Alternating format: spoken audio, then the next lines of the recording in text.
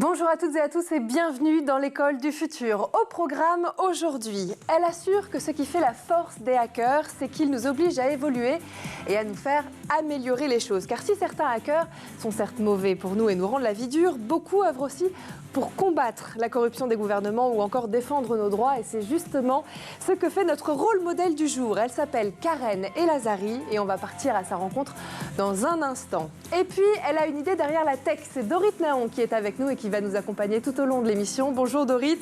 De quoi va-t-on parler avec vous aujourd'hui? Hello, aujourd'hui on va parler d'intelligence émotionnelle du dirigeant et de comment ça impacte leur leadership. Et puis on a beaucoup de chance aujourd'hui parce que dans son combat pour instaurer une alimentation du bon sens, apprendre et faire apprendre le bien manger est le premier maillon de la chaîne. C'est l'une de ses nombreuses batailles aussi, un chantier qui prend place dès la cantine jusqu'aux classes des écoles hôtelières. Engagé, passionné, passionnant aussi. Il prend aussi régulièrement la parole sur les sujets de transmission des métiers de la restauration aux jeunes. Alors on se retrousse les manches et on y va. Il nous fait l'honneur d'être avec nous aujourd'hui. Il s'appelle Guillaume Gomez et nous sommes très heureux de le recevoir. Bienvenue Guillaume Gomez. Merci. Merci d'être avec nous. Vous êtes le représentant personnel du président de la République sur la gastronomie et l'alimentation. On en parle dans un instant, mais d'abord, focus.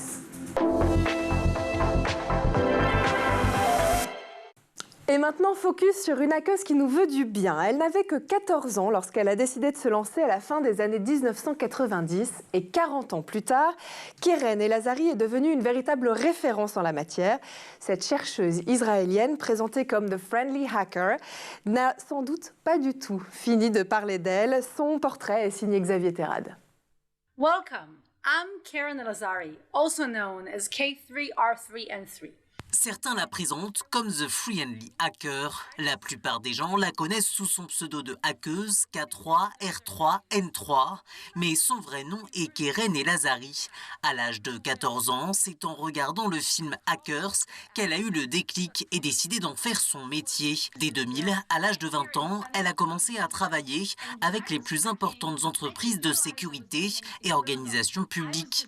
Diplômée d'un master en études de sécurité à l'université de Tel Aviv, où elle est désormais chercheuse senior au centre interdisciplinaire de cyber-recherche de Balvatnik. Cette spécialiste est connue pour avoir présenté de nombreuses conférences. En 2014, Karen Elazari a été la première femme israélienne à présenter une conférence TED, un discours dans lequel elle avait évoqué la beauté des hackers qui nous forcent à évoluer et à nous améliorer. Elle salue ceux qui travaillent pour combattre la corruption des gouvernements et défendre nos droits. Selon elle, en exposant les vulnérabilités, ils poussent Internet à devenir plus fort et plus sain.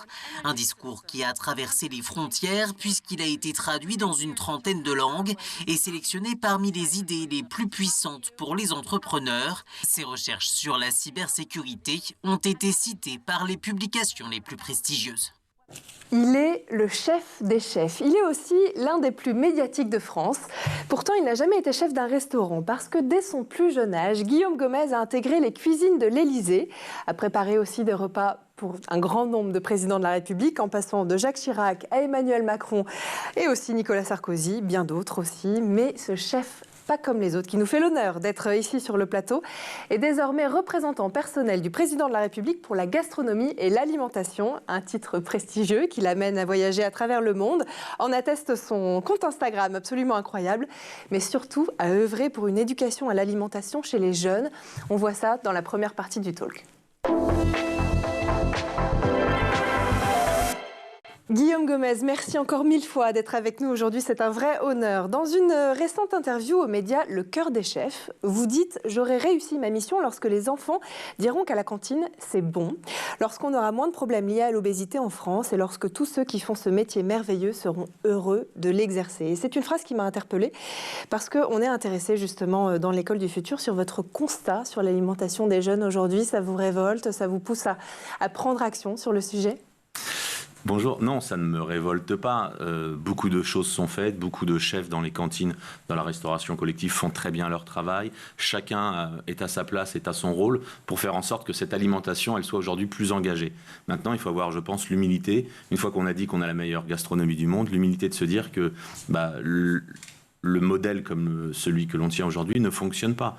18% de nos jeunes filles sont obèses, 17% des jeunes garçons, 40% de la population adulte est en surpoids.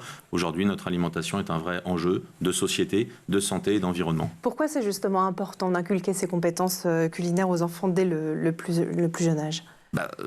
Je prône depuis de nombreuses années une éducation à l'alimentation avec des cours obligatoires à l'école. Non pas pour en faire des chefs de cuisine, pour en faire tout simplement des meilleurs consommateurs. Ça a fonctionné avec l'écologie, pas de raison que ça ne fonctionne pas avec l'alimentation. Le goût des enfants doit se faire avant 6 ans. Donc si avant 6 ans, vous ne faites pas goûter à vos enfants des fruits, des légumes, toutes sortes de protéines, ainsi de suite, ça ne marche pas. Et je ne sais pas qui un jour a décidé que le menu de la cantine serait nuggets frites, mais c'est une incohérence et de santé et de goût pour nos enfants, donc il faut leur faire goûter. On a la chance d'être sur un territoire qui est vraiment le plus riche au monde en termes d'alimentation, en termes de variété de produits. Donc moi, ça ne me paraît pas aberrant qu'un jeune à Strasbourg mange un peu alsacien, qu'un jeune à Marseille mange un peu marseillais, ainsi de suite. Il sera quand même ouvert sur les autres et ouvert sur le monde. Parce que justement, l'école, c'est le premier lieu d'éducation au goût, selon vous ? Oui, bien sûr. L'école, la maison. On sait qu'aujourd'hui, malheureusement, un Français sur 6 ne mange pas à sa faim. 3 sur 6 n'ont pas accès à l'alimentation qu'ils souhaiteraient. Donc l'école doit aussi servir à ça, sur le même principe qu'on vous apprend à lire, à écrire, à compter, on doit vous apprendre à consommer. Donc pour en faire le mot est à la mode, des consommateurs, ils doivent prendre ça en main. On ne peut pas leur demander, si on ne les a pas éduqués à ça, de bien choisir un produit de saison ou de faire attention à l'impact sociétal et environnemental de sa consommation lorsqu'il a 20 ans, si on l'a pas éduqué en ce sens. Vous militez aussi pour l'instauration des petits déjeuners à l'école. Pourquoi ? Comment ? Parce qu'aujourd'hui, les enfants ne sont pas assez à manger le matin et viennent avec trop souvent le ventre vide. Le ventre vide ou un paquet de chips. Et les premières à nous avoir alertés sont les infirmières dans les écoles qui, pour certaines, prenaient sur leur denier personnel pour amener dans les écoles des petits déjeuners. Et on a, depuis de nombreuses années, avec bon nombre de politiques d'ailleurs, qui se sont engagés là-dessus et des directeurs d'établissements, fait un concours du meilleur petit déjeuner à l'école. Et ça fonctionne très bien. Et souvent, la municipalité prend en charge après le petit déjeuner. Et on se rend compte qu'un petit déjeuner gratuit à l'école, quelque chose de simple, permet plusieurs choses. Déjà, un accès à l'alimentation, parce qu'on sait qu'il y a des freins là-dessus et la disparité est très grande. Ensuite, de meilleurs résultats scolaires, puisqu'un enfant qui mange le matin, c'est un enfant qui somnole moins en classe, qui ne s'endort pas, qui a le ventre plein et qui, du coup, a moins d'absentéisme et de meilleurs résultats. Et ensuite, on a ce sujet aussi du vivre ensemble, quand c'est le principe même de la commensalité. À partir du moment où l'on prend quelque chose, un verre de lait, une tartine, un fruit, n'importe quoi, un yaourt, mais avec l'autre, à partir du moment où la classe peut se réunir, on apprend à connaître l'autre et on arrive peut-être à mettre une ambiance différente. Et les maîtresses, puisque ce sont souvent les maîtres et les maîtresses dans les écoles les plus petites, nous le disent, ça apaise les enfants de partager, de commencer le temps scolaire par un petit moment où on partage un jus, où on partage quelque chose. Vous voyagez aussi à travers le monde. Est-ce que ce sont des pratiques qui sont réalisées aussi dans d'autres pays à travers l'Europe ? Éventuellement les pays nordiques, on sait qu'ils sont assez avant-gardistes sur le sujet. Dans beaucoup de pays, l'alimentation est vraiment la colonne vertébrale. Vous savez, quand on parle d'alimentation, on peut parler de tout. On peut parler histoire, on peut parler géographie, on peut parler mathématiques, on peut parler français, on peut apprendre à écrire les mots, ainsi de suite. On parle de la tomate, on peut parler des Amériques, on peut parler de Christophe Colomb, on peut parler de tout. Donc vraiment, l'alimentation peut être un vecteur pour parler de tout. Et c'est vrai que le rôle qui est le mien aujourd'hui d'ambassadeur pour la gastronomie m'amène à voyager à travers le monde. Et vous savez, s'il y a une hégémonie qu'on ne vient pas nous discuter à l'international, c'est la gastronomie. Donc nous sommes attendus sur ces sujets-là et la France doit être chef de file d'une meilleure alimentation, d'une alimentation plus humaniste, engagée pour la planète, pour les autres et pour notre santé bien évidemment. Il y a encore un peu de boulot. Vous en parliez tout à l'heure, l'une de vos propositions en faveur de l'amélioration de l'alimentation des enfants d'aujourd'hui, dans les cantines notamment, c'est de raccourcir la distance entre les producteurs et les cuisines. Ça peut paraître fou, mais allez voir dans le village d'à côté les producteurs, leur demander effectivement des œufs, de la viande, aller voir les boulangers aussi, leur demander de livrer les produits dans les écoles qui se trouvent à proximité. Ça paraît une évidence. Dans les faits, aujourd'hui, ça n'est pas fait dans les écoles. Non, ce n'est pas fait. Ce sont des contrats ou des marchés qui sont passés par quelque chose d'un peu plus gros. Et c'est vrai que si vous allez voir un boulanger, vous lui dites il me faut 3000 petits pains tous les jours, il n'est pas capable de le faire. Par contre, si pour l'école de son quartier, il y a un boulanger dans chaque quartier, dans chaque ville ou village, j'en ai parlé avec beaucoup, avec le président de la Confédération des boulangers, bien évidemment, évidemment, qu'ils sont prêts à faire ça avec un pain qui soit bien meilleur pour la santé. Et le but n'est pas d'incriminer telle ou telle personne. Et vous savez, sur la restauration collective en France, c'est 18 millions de repas par jour. Sur les 3 plus grands au monde, 2 sont français. On peut les nommer Sodexo et Elior. Ils ont la volonté aujourd'hui d'aller dans le bon sens et de changer les choses. Donc nous avons besoin de ces faiseurs, de ces grands faiseurs pour améliorer les choses. Et en effet, ça passera non pas que par du circuit court ou que par du fait maison ou que par ceci ou cela, mais par le mélange de plusieurs solutions qui, en fonction bien évidemment de l'établissement, de là où vous êtes, de la région, de la ville où vous êtes, à chacun de trouver les solutions. Et on sait que ça fonctionne. C'est-à-dire qu'on vient souvent nous expliquer que non, c'est pas possible en termes de coûts, ça ne passe pas. Aujourd'hui, on a des exemples de cantinières, pour en citer une, Evelyne Dubourg, qui dans sa petite école du Cantal, alors oui, c'est une école primaire, mais pour un peu moins de 2 euros, 1,80 €, arrive à faire du bio et du fait maison et du local aux enfants, en réduisant les portions, en variant les menus, et ainsi de suite, en travaillant avant tout sur le gaspillage alimentaire. Moins de gaspillage, ça fait plus d'argent pour acheter de meilleurs produits. Parce que l'éducation alimentaire, c'est aussi pour les enfants l'éducation au gaspillage. Bien vous sûr. Le voyez aussi dans vos déplacements. Ouais. Bien sûr, ça passe. C'est sur toute la chaîne. C'est pas juste leur dire, vous voyez, c'est bon, il faut le manger. Ça part de nos producteurs. Aujourd'hui, si on a la meilleure gastronomie au monde, c'est parce qu'on a la meilleure agriculture du monde, même s'il y a des choses à faire évoluer, à faire changer. Mais ce sont les agriculteurs qui sont les premiers acteurs de ce changement, jusqu'à la méthanisation des déchets. Et c'est le spectre que m'a confié le président de la République. Avant, on disait de la fourchette à la fourchette. Maintenant, ça va du terrain à la poubelle. Vous me parliez tout à l'heure de l'instauration des petits déjeuners gratuits dans les écoles. Comment, au-delà de ça, on peut aussi intégrer de manière efficace et pérenne l'éducation culinaire à l'école? Ça ne se fait pas, c'est quelque chose qui se fait notamment en Angleterre ou encore une fois dans les pays nordiques. La semaine du goût, est-ce que c'est suffisant? Est-ce que, évidemment, les petits-déj sont importants? Est-ce qu'il devrait y avoir aujourd'hui un cours d'éducation culinaire dans le programme scolaire? Un cours d'éducation à l'alimentation. Il faut parler nutrition, il faut parler production, il faut parler saisonnalité. Ça ne veut pas dire mettre des fourneaux dans chaque école et apprendre à faire une omelette. Même si on peut passer un petit peu aux travaux pratiques. Non, je pense vraiment il faut avoir l'humilité de se dire que des sujets comme la semaine du goût, auquel je participe moi depuis 30 ans, et ça fait 40 ans qu'on fait des semaines du goût, c'est quelque chose de très bien. Mais à partir du moment où c'est dans le temps périscolaire, mais ça ne marche pas. C'est-à-dire qu'on voit ça comme une activité un petit peu ludique, mais la réalité, elle est qu'aujourd'hui, près de 20% de nos enfants sont obèses. Le surcoût de la sécurité sociale lié à la mauvaise alimentation, diabète et cholestérol, ce sont les chiffres de l'Open Agri-Food. En 2020, cela a coûté 40 milliards d'euros à la sécurité sociale. 100 milliards si on ne change rien. Donc c'est énormément d'argent, c'est un problème de santé publique important. Donc il faut prendre ça en main. Ce n'est pas un sujet politique de droite ou de gauche, c'est un sujet qui concerne chacun et chacune d'entre nous. Et aujourd'hui en France, on a assez de moyens pour produire justement ces bons produits pour les enfants. L'agriculture est assez...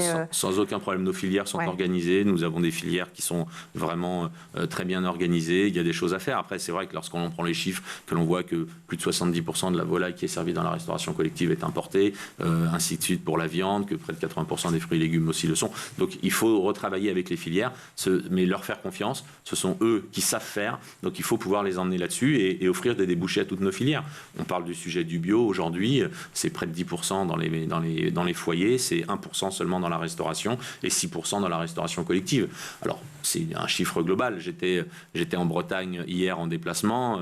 Le vice-président en charge de l'alimentation m'expliquait que dans leur cantine, ils sont presque à 19%. Donc, comme quoi, lorsque la volonté politique est là, c'est possible d'aller plus loin. Donc, aujourd'hui, c'est pas de désigner à cause de qui ça n'avance pas, c'est plutôt de se dire comment est-ce que chacun peut faire avancer les choses. Chacun peut faire avancer les choses et c'est aussi à la maison. Pour les parents qui nous regardent, faire des choix alimentaires plus sains, c'est important aussi. Comment on fait pour faire apprécier surtout les fruits et les légumes aux enfants? C'est quoi le secret? Vous avez quelque chose à dire aux parents qui nous écoutent? Alors, on a plein de secrets. Moi, j'ai été parrain de l'année internationale pour les Nations Unies des fruits et légumes. Donc, je prône une alimentation avec plus de végétal parce qu'en effet, on peut faire varier et surtout, on peut vraiment prendre du plaisir à cuisiner les fruits et légumes.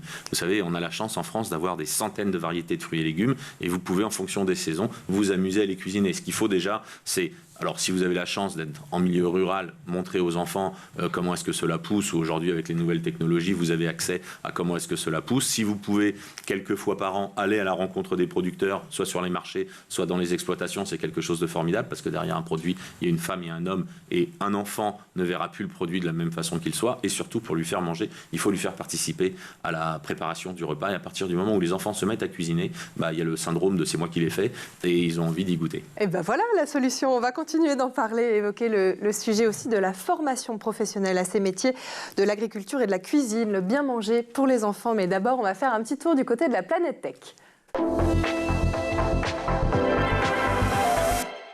Images, vidéos, c'est le Zap et c'est l'œil d'Edouard Degnaud. Random Amazon gadgets you need. This little device is actually a laser keyboard. When you turn it on, it projects a keyboard that actually works on any surface that you want. Once you connect it, you can type on it just like you would an ordinary keyboard. It connects to your phone, tablet, or any other Bluetooth device, and I love how small and portable it is for working on the go.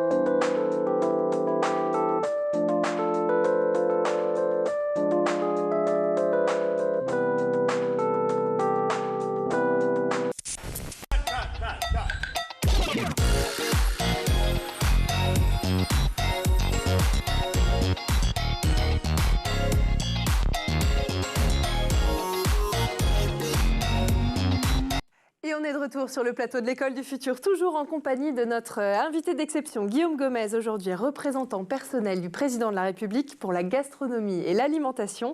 Mais juste avant de reprendre nos discussions, on va laisser place à la chronique de Dorit Naon qui a une idée derrière la tech.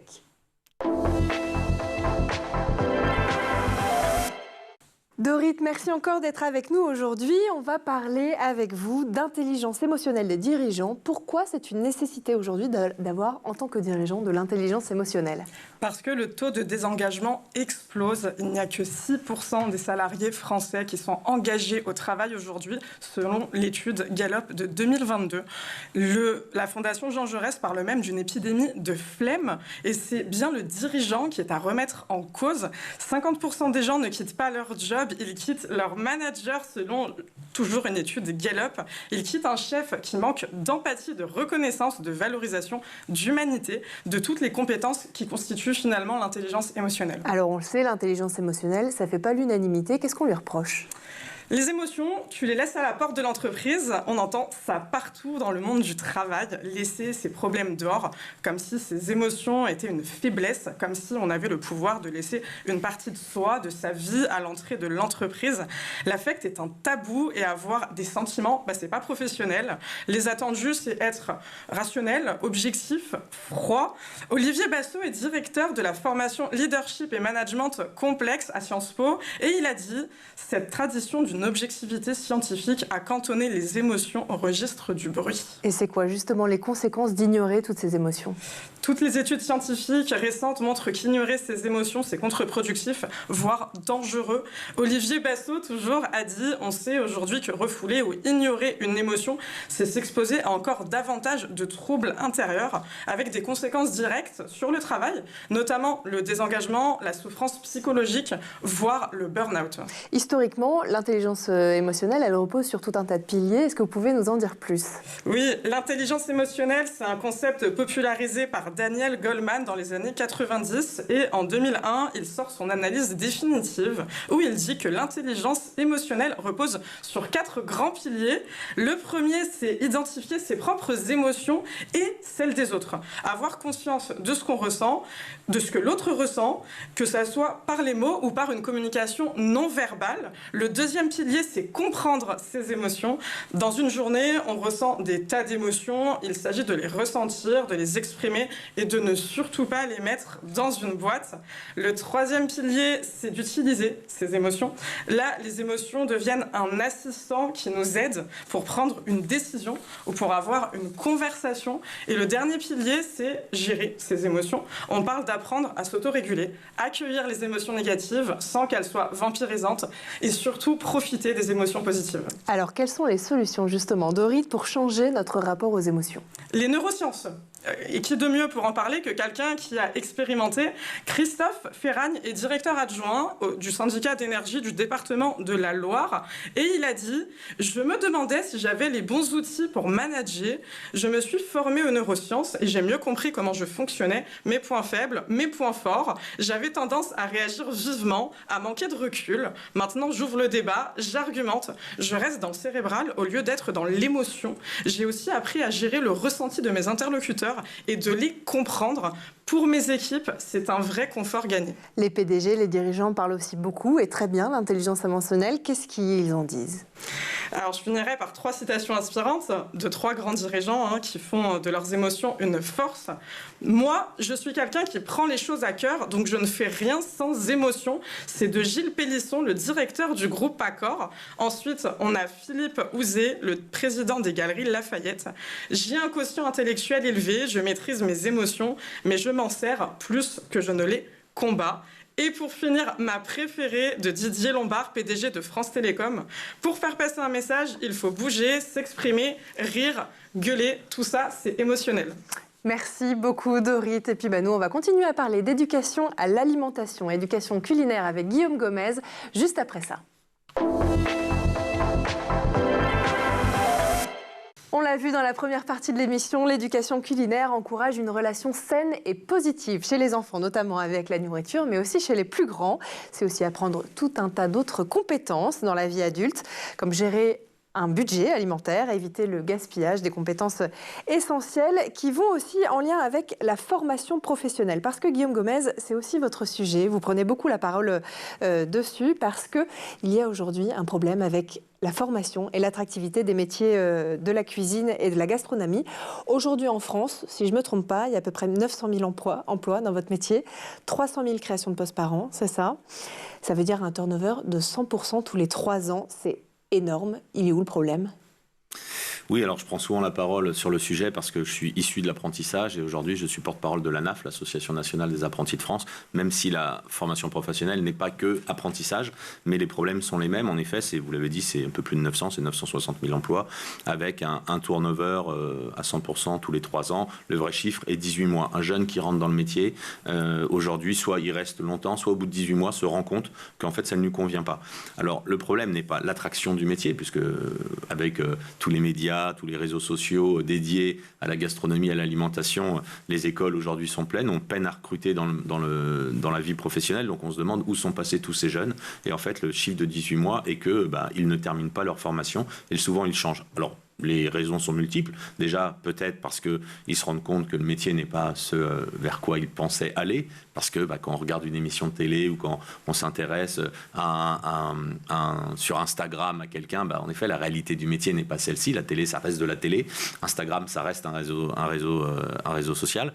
Donc, ce n'est pas la réalité du métier. Les conséquences aussi, peut-être, d'un manque, et vous l'avez dit, de management ou d'émotion, en tout cas là-dedans, fait que des jeunes sont déçus par les chefs ou les entreprises qui les accueillent. Ils ne s'attendent pas à ça. Et la réalité est là. Donc, beaucoup de professionnels travaillent pour changer les choses. Et c'est aujourd'hui en bonne voie parce qu'en effet, on paye peut-être une centaine d'années de non-gestion des ressources humaines dans nos filières. Il faut justement que les cuisines se rapprochent du monde du privé, selon vous ? Du monde de l'entreprise, en tout cas ? Non, mais il y a beaucoup de cuisines beaucoup de restaurateurs qui sont leurs propres patrons, ou beaucoup de chefs de cuisine qui sont leurs propres patrons. Donc non, c'est le sujet surtout que chacun reproduisait ce qu'il avait connu et le côté, oui, ben c'est comme ça, oui, mais moi aussi. Vous savez, quand vous êtes cuisinier, que vous arrivez dans une cuisine et que vous passez la moitié de votre temps à pas faire de la cuisine, à faire du ménage, à faire autre chose, en fait, vous dites, mais j'ai pas fait 2 ans, 3 ans, 4 ans d'études pour ça. Donc, est-ce qu'il y a une autre filière, un autre métier où l'on considère comme ça l'employé ? Je ne pense pas. Et on peine aujourd'hui à recruter dans beaucoup de nos métiers, de nos filières, de l'alimentation et de la gastronomie. Et les professionnels ont pris conscience de ça. Et d'ailleurs, il y a des chefs d'entreprise qui managent très bien leur entreprise et qui fait qu'eux ne cherchent personne.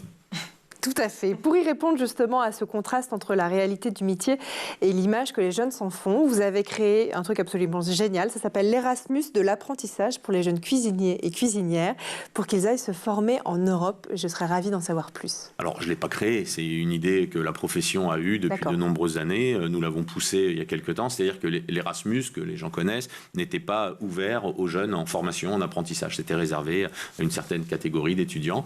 Et l'idée est partie du consul général de Barcelone à l'époque qui me dit mais on aimerait accueillir ici parce que les jeunes de l'école de Toulouse qui ne sont pas très loin voudraient venir, ils viennent d'ailleurs mais pendant leurs vacances, est-ce qu'on pourrait former quelque chose? Et à l'époque, c'est vrai, avec les ministres compétents, puisque l'apprentissage dépend de différents ministères aussi, on a pu mettre ça en place et le président l'a annoncé vendredi dernier, pas celui-ci, celui d'avant, sur la stratégie liée à la haute gastronomie. On fera en sorte que ce soit encore plus facilité et au-delà de l'Erasmus, que les jeunes qui voudraient aller à l'international puissent avoir plus facilement des visas dans les deux sens. Des jeunes étrangers qui voudraient aussi venir se former en France. Si on veut que la gastronomie française rayonne à travers le monde, on a besoin aussi qu'il y ait cette attractivité dans nos restaurants. On l'a dit, vous avez aussi un parcours assez impressionnant, même très impressionnant, et à tel point que j'en perds mes mots. Vous avez travaillé pendant plus de 20 ans au sein de la présidence de la République. Vous commencez votre carrière au Palais de l'Élysée en juin 1997 et vous êtes très vite happé par l'atmosphère un peu particulière de cette brigade que vous rejoignez, qui sert plus de 80 000 repas par an. C'est énorme, avec un niveau d'exigence à la hauteur de votre passion pour le métier. C'est comment de travailler à l'Élysée ? Je ne vais pas vous dire que c'est pas bien, j'y suis resté 25 ans. Alors, j'ai pas commencé ma carrière à l'Élysée, j'ai travaillé 5 ans avant d'arriver à l'Élysée, mais c'est vrai que je suis arrivé à l'Élysée pour faire ce qui parlera pas aux plus jeunes de vos auditeurs, de vos téléspectateurs, mon service militaire. Je devais rester 1 an. Le chef qui m'accueille à l'époque, John Normand, avait commencé lui sous le général de Gaulle à l'Élysée. Il avait plus de 35 ans de maison quand je suis arrivé. Et c'est vrai que je me dis comment c'est possible de rester aussi longtemps dans une maison, sauf que vous intégrez une maison, vous intégrez le fait de travailler pour le président de la République, pour la République française, pour l'histoire. Vous vivez l'histoire avec un grand H au quotidien, aucune routine, puisque c'est pas une salle de restaurant, vous savez que vous êtes complet à temps de couvert. Voilà, vous suivez le président dans son déplacement, puis en fonction de l'actualité, joyeuse ou très triste, grave, vous êtes là, vous êtes présent et vous vivez ça. Et c'est vrai que le temps passe et un jour vous retournez et ça fait 25 ans. Et vous vous êtes retourné et en même temps, justement, de ce métier incroyable que vous avez fait à l'Élysée, vous avez décidé de former justement les jeunes au métier de la gastronomie en France, mais aussi à Madagascar. C'est un lieu qui vous tient à cœur. Vous avez désormais 2 instituts d'excellence culinaire, Guillaume Gomez, un projet d'éducation pour les jeunes en quête d'un métier aussi et de lutter contre la pauvreté. Racontez-nous. Oui, on sait qu'on découvre depuis quelques années, malheureusement, le mot de souveraineté alimentaire à cause de la guerre en Ukraine. Sauf qu'à quel moment est-ce qu'on l'a oublié? Puisqu'après respirer, c'est notre besoin le plus vital. Et quand vous allez à la rencontre de ces populations, c'est vrai que leur seul objectif dans la vie, c'est de manger. Parce que pour survivre, il faut ça, pouvoir boire et pouvoir manger. Et c'est vrai que lorsque j'ai eu un peu de médiatisation, j'ai écrit des livres de cuisine. L'intégralité des droits d'auteur de mes livres partent pour des associations. Et donc, j'ai eu une demande d'aider des jeunes à l'éducation à l'alimentation. Et là, c'est plus que leur offrir une éducation à l'alimentation, puisqu'on leur donne un métier. Et grâce à cette formation, à ce métier, ils sont pour la plupart primo-accédants à l'éducation. Le mot école n'existait pas dans leur dialecte. Et aujourd'hui, ce sont des jeunes qui travaillent dans les plus grands palaces du monde, qui perçoivent un salaire. Ils ne savaient même pas ce que c'était que l'argent. Voilà, donc ça change réellement des vies. Et si cet ascenseur social réel peut fonctionner dans des pays comme la France, il y a des pays où en effet, il se voit beaucoup plus rapidement. Bien sûr, et c'est exceptionnel. Et puis vous parliez de votre livre, alors je vous recommande à toutes et tous ce livre Cuisine, leçon en pas à pas, paru il y a quelques années, quelques mois même, où vous mettez votre savoir-faire et votre expérience au service des plus petits, avec la version pour enfants de ce livre, parce qu'il existe une version pour adultes aussi. On y trouve des recettes qui rendent accessible la cuisine pour les petits, c'est ludique et créatif, c'est le faire par soi-même aussi, le bien manger. Oui, c'est comprendre que manger, ça prend du temps, que manger, c'est un investissement personnel et de coût. Faire croire aux gens que l'alimentation, ça ne coûte rien, c'est un mensonge. L'alimentation, ça coûte, ça devrait être le premier budget des ménages. Voilà, donc après s'abriter, après avoir un logement, il faut vraiment veiller à ça. Et c'est vrai que ce livre, donc, qui est, pour le coup, il n'y a pas de photo sur celui-ci, contrairement à l'autre, il est illustré par une illustratrice de grand talent qui s'appelle Louison, pour que ce soit plus ludique pour les enfants, est élu meilleur livre de cuisine du monde pour enfants, parce que les journalistes étaient étonnés. D'ailleurs, ils m'appelaient, ils me disaient, vous savez, ça fonctionne. Je dis oui, ça fonctionne. Les enfants s'y intéressent. Ils font leur liste de courses, ils cuisinent eux-mêmes. Alors, en fonction de l'âge, ils ont besoin d'un adulte pour quelques techniques, mais sinon, ils peuvent vraiment réaliser eux-mêmes à manger. Et effectivement, c'est très ludique et je l'ai en face de moi. Je n'ai qu'une envie, c'est de m'y mettre aussi. Bon, on arrive à la fin de cette émission, malheureusement. Elle pourrait durer des heures. Merci en tout cas 1000 fois Guillaume Gomez, ancien chef des cuisines de l'Élysée, et puis évidemment ambassadeur aussi maintenant de la gastronomie et de l'alimentation française. Vous œuvrez avec brio en faveur de l'éducation alimentaire des jeunes et on a plongé avec vous, merci encore, dans le monde de la gastronomie et de l'éducation culinaire.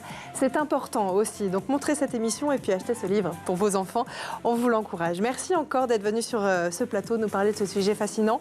Merci aussi à vous Dorit d'avoir été là pour votre chronique. Merci à vous évidemment de nous avoir suivis et puis nous on se retrouve très vite dans l'école du futur. Ciao.